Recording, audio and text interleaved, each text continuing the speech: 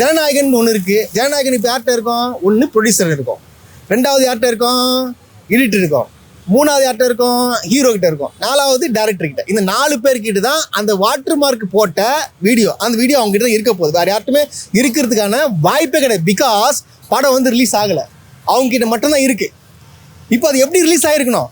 இப்போ ப்ரொடியூசருக்கு ரிலீஸ் பண்ணுற ஆதாயம் கிடைக்குமா?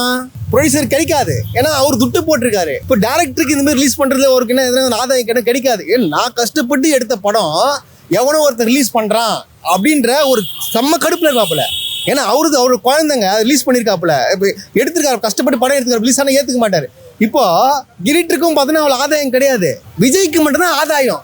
ஏன்னா எலெக்ஷன் வருது, இந்த டைமில் நம்ம வந்து இந்த படத்தை வந்து ரிலீஸ் பண்ணி விட்டு ஒரு சீனை கிரியேட் பண்ணி மக்கள் மேலே சிம்பதி கிரியேட் பண்ணலாம் அப்படின்ற ஒரே நோக்கத்தோட திட்டமிட்டு இவனுங்க டீம் வந்து ரிலீஸ் பண்ணியிருக்கு.